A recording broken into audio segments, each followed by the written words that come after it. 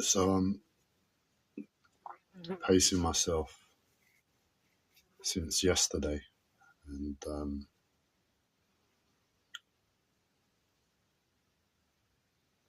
riding an experience of life I never could have comprehended, remotely getting close to in levels of experience. In other words, it's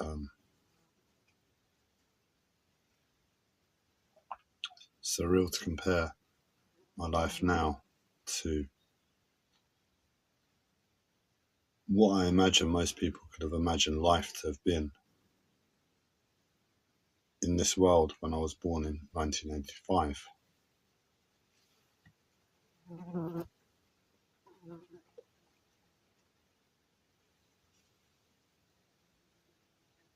But it is my reality now. And in this place, the challenges are phenomenal in levels of just being human in the first place. And that's really where I'm at. And pacing myself with being able to get to grips with the challenges on any level. I mean, again, in comparison to a child being born in 1985 and putting these challenges on an individual's plate, it's incomprehensible to think that I'm ever going to stand a chance. But that's the thing, somehow I'm still standing. I don't understand it. It annoys me. I wish my legs would give out and I would not be standing.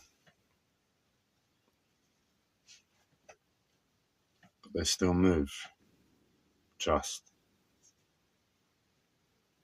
And for that reason, it's like life is saying you've got no choice. You're going to have to go through levels of oblivion you'd never have imagined.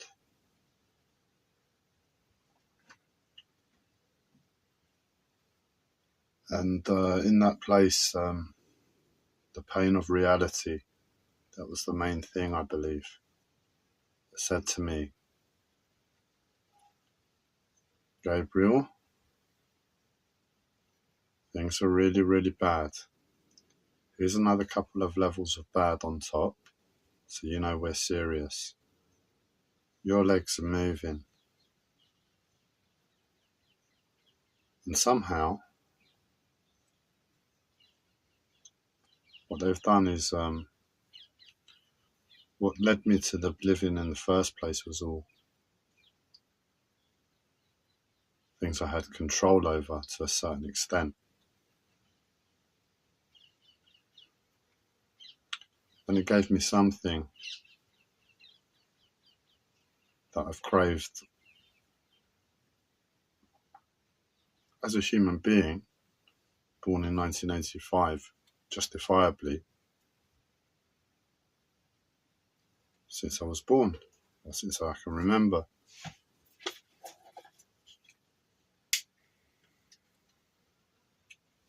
And in that, it said, we're gonna give you this as an idea, as a reality, as a fact.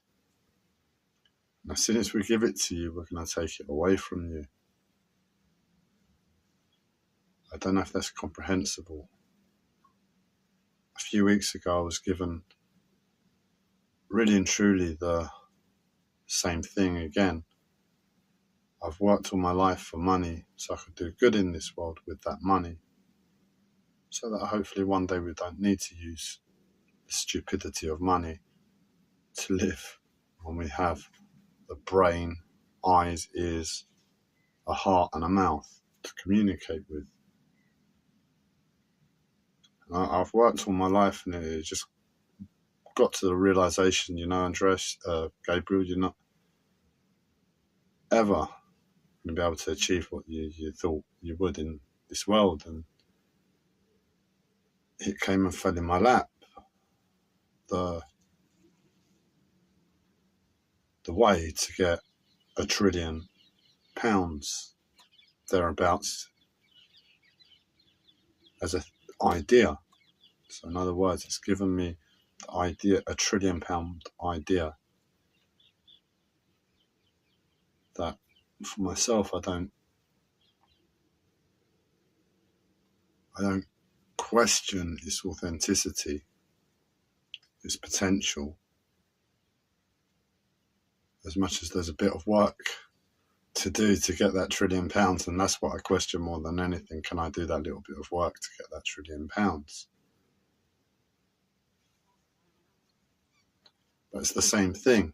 It's like being given £1 trillion, and due to my health, I'm just not able to do a thing. It's a simple maths equation and a few pages of writing down some really, really simple math.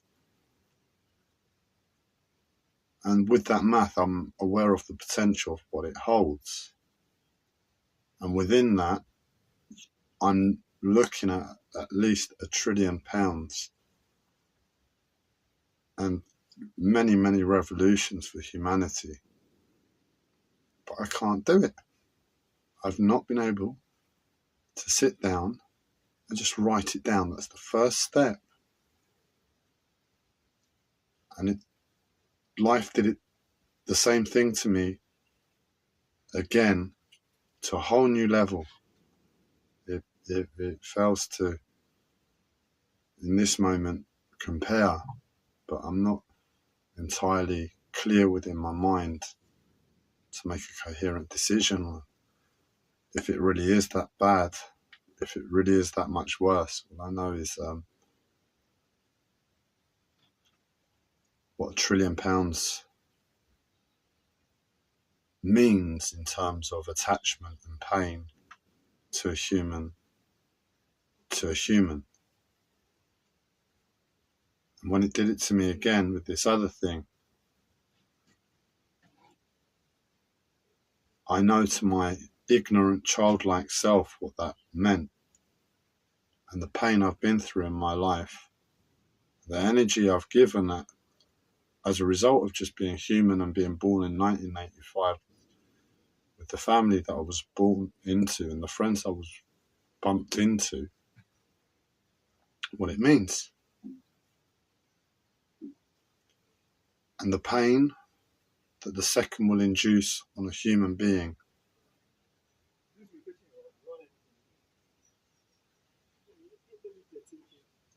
Unless the first is somehow very, very much tied into the second.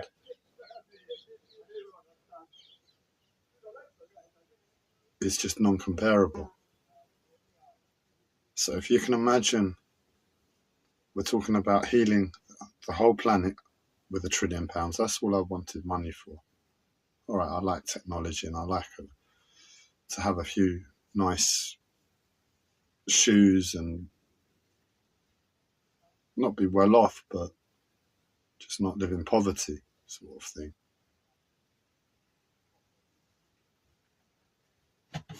Not worry about money for myself. Thereafter, it was all about the world and healing the world.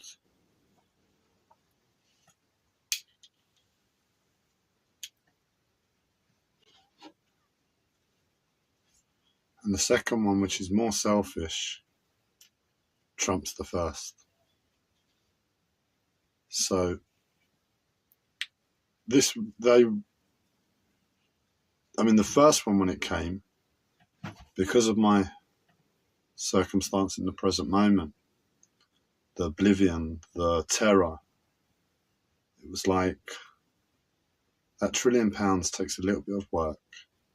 And that little bit of work, if I have a chance by a miracle to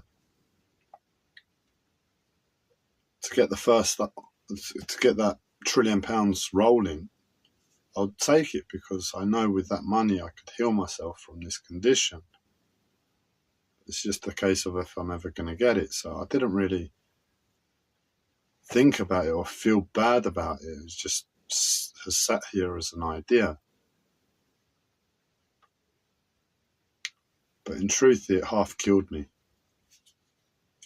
it was half the problem, because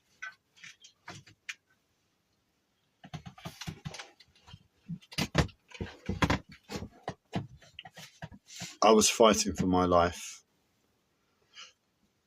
and I really needed to keep focused on simple things.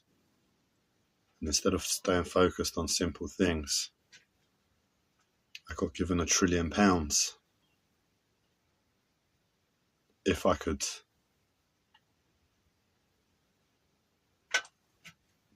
guide myself to earn it in any way. And well, I didn't give too much energy to it, but it was a distraction to my mind. My mind, well, I've got a mental health disorder and very, very complex spiritual ideas within my mind, and adding £1 trillion as a potential catalyst within all of that,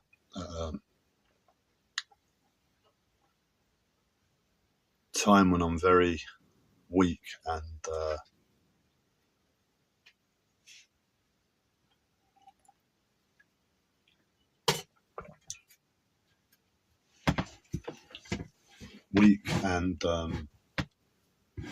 wobbly. £1 trillion falling on your lap is quite heavy, and that's not the first thing you want. That's not the last thing. That's not what you want on your plate, basically. And my health was slipping anyway. I think my best chance, looking back in hindsight, would have been to have not had that idea come my way and to fight simplistically. But then again, I think I was done for. I think I was done for anyway. It wasn't long after. It probably would have dragged out the process a bit more. I think that's what would have happened for the same inevitability. And the inevitability is that a few weeks ago I lost my mind. I'm incapable of understanding life on a basic level and how to operate within it. And given that I was in 2 levels of terror already at that point, connected to a further dissection of that 2 levels of terror by about a factor of 5 in everything that led to those individual terrors being real. I know that doesn't make sense, but basically I was locked into terror very, very deeply within many, many elements of my life. And to simply remove one element doesn't really give breathing space to the terror. It would just be a kick in the teeth almost. It's like, here you go, breathe now, like the £1 trillion, and it's an impossibility. It just makes it worse. So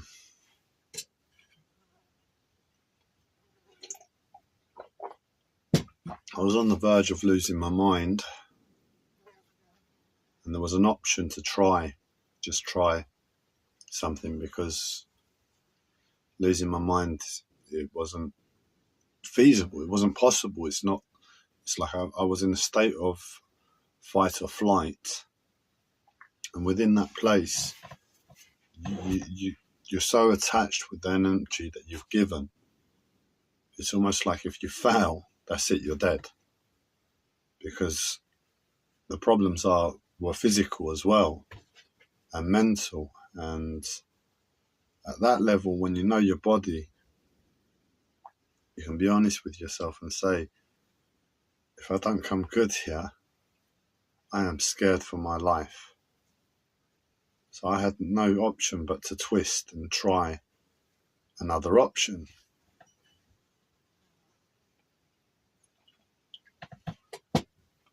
And well, the other option was a case of, no, don't go there. I've resisted going there for many years because of my mental health. It's like the worst possible option to try. if I have a mental health disorder. But in that place,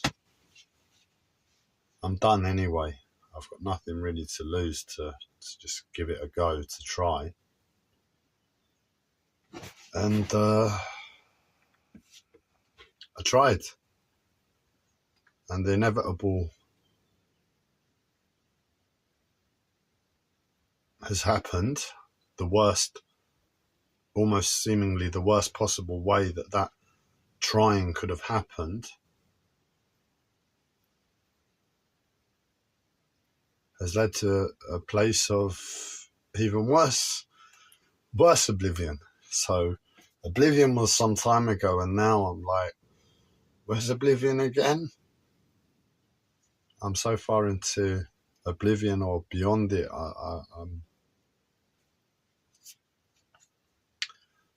I'm having to add humor and to the narrative because it's so painful. And it got upped again yesterday. It's like my mind keeps making links and connections between things. That's part of my mental health disorder, I guess. And as things got upped, the links started happening, and with the links happening, everything just was getting worse and worse. There was like no good anywhere. That thing that I tried as a last gasp hope was the thing that was giving me oxygen all the way through. Like one day maybe if your mental health dies down, this is an option. And it wasn't really possible to give it any energy within my mental health anyway. So it was like,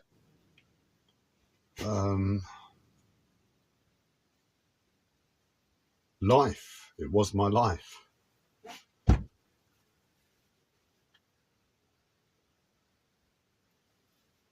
And now that's gone. Now there's no good other than a glimmer of a surreal dream within a surreal life of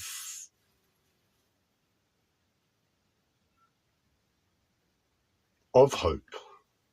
So hope has been watered down from this pretty safe, concrete expectation, being a human being, at least for what my life means. And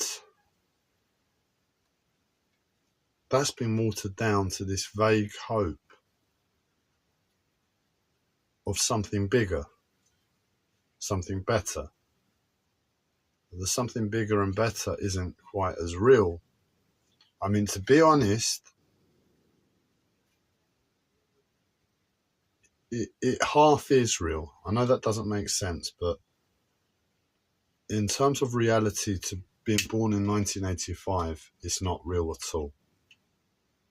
But I've lived a very surreal life and taken in all the wisdom my life has given me.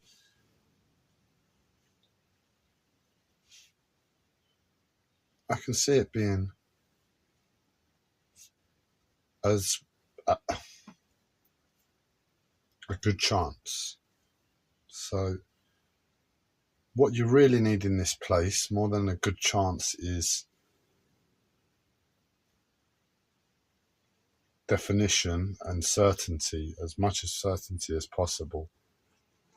And I prefer to be certain about something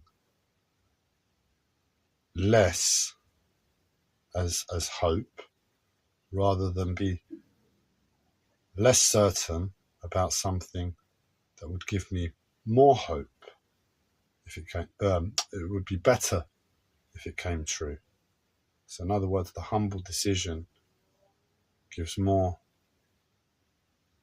resource to life. And unfortunately, I traded that humble decision for my life. And in return, what's taken its place is a less certain hope, If it comes good, it would bear better fruit.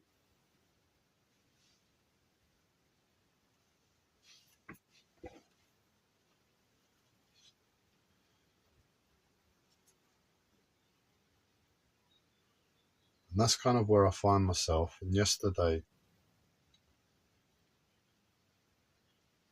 what has been removed from that hope has taken any chance of me continuing in any way going forward. So what's happened is desire, attachment have set in.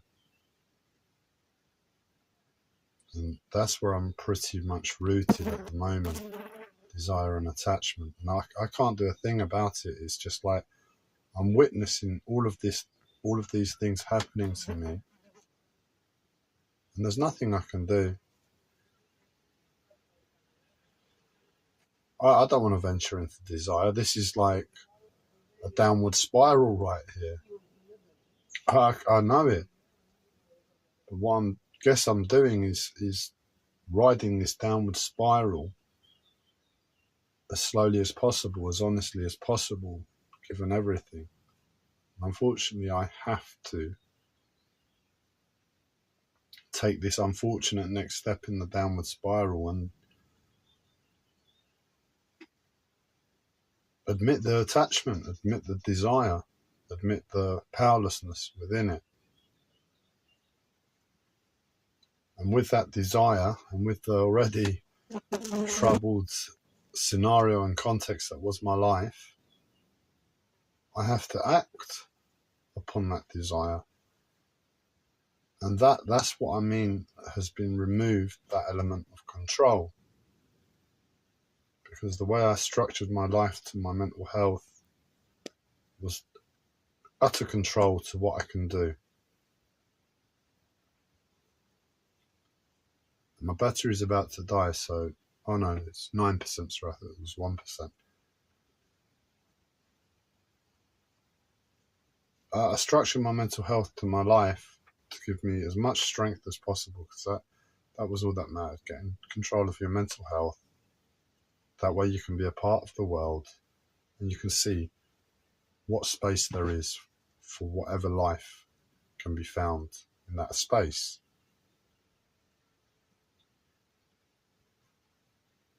And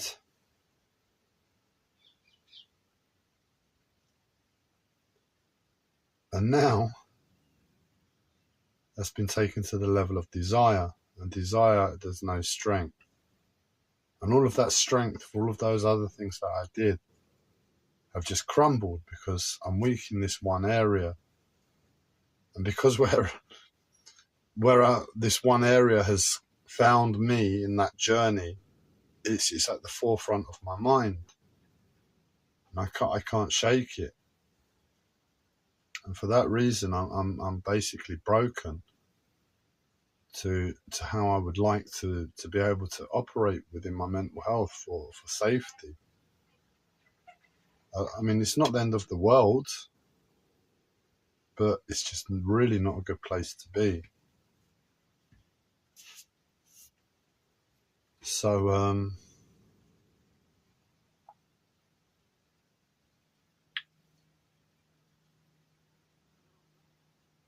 I have to take action upon that.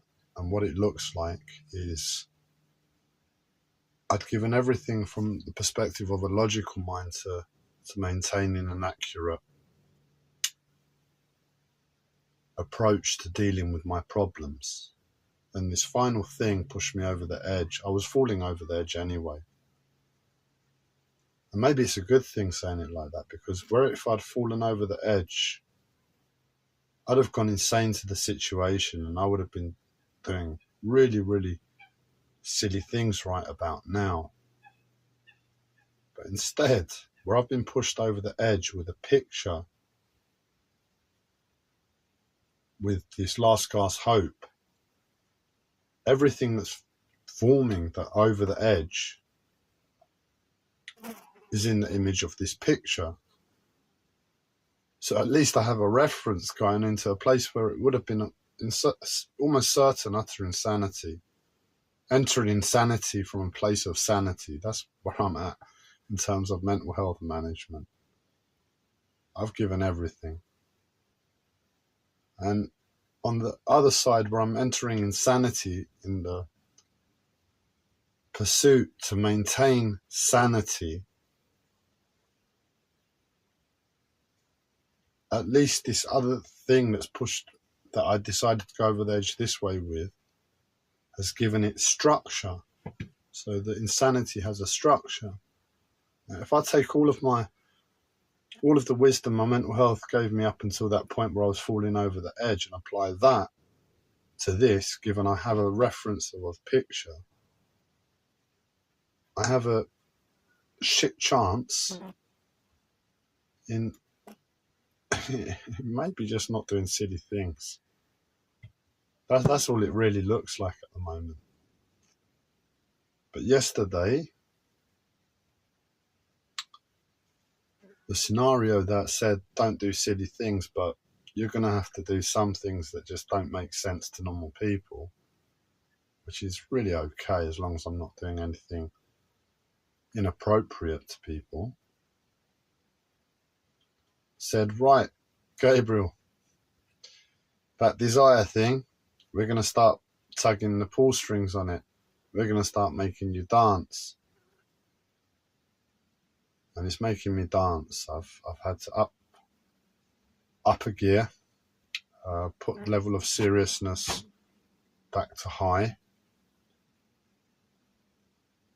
and let go of everything. Because I'm not holding to this desire. I don't want to hold to this desire, but it's got me. I can't let it go. And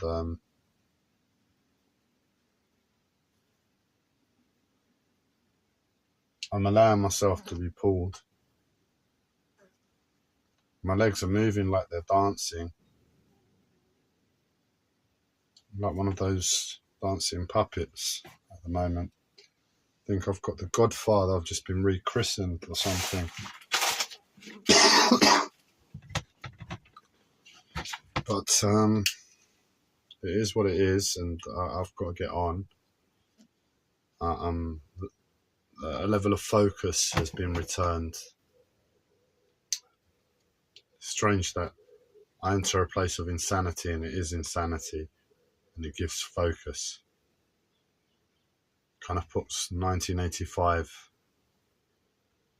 into picture, given I've just tried to be as sane and logical in this world as possible, and the final result of being along that journey so far is, well, nothing else has worked. We're going back to childhood times when we did silly things because we were just children, but now we understand complexities far beyond this world as adults, and we have the potential to do a lot more within this world, back to that similar place. And instead of being in utter insanity, you'd say utter insanity, so ignorance to life as a child, you can't really do that as an adult. As an adult, it looks like insanity. So instead of insanity, to get myself back to that place of being a child, I've been given a picture of what insanity looks like to be sane.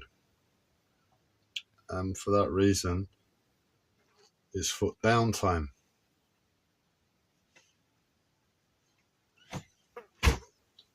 You'd never have believed it, but within all of this live stream, I've got the most utter disgust for humanity within me. And making this live stream is just incomprehensible that I'm making it in the first place, that I'm speaking so openly and lightly, like I'm jolly, about such serious, tense, real life problems for me.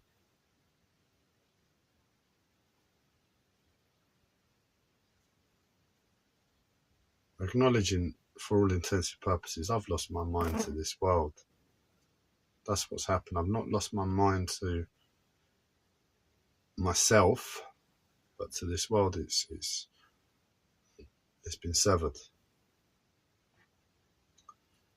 So I'm space traveling at the moment, and well, I'm spiritual and I'm mad, so I'm looking for aliens, aren't I? Maybe they can help. What do you reckon? Will I find any? Been talking to them for long enough. They don't talk back, but I give them shit. They give me shit back, actually. They don't say anything, but they have given some shit and made it clear that to look at them as the culprits.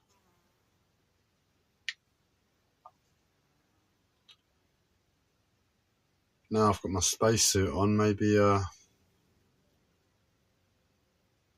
we can have it out, mano to alieno. That a disgust. You'd never believe it, believe me. But anyway, it's Sunday and the sun's shining.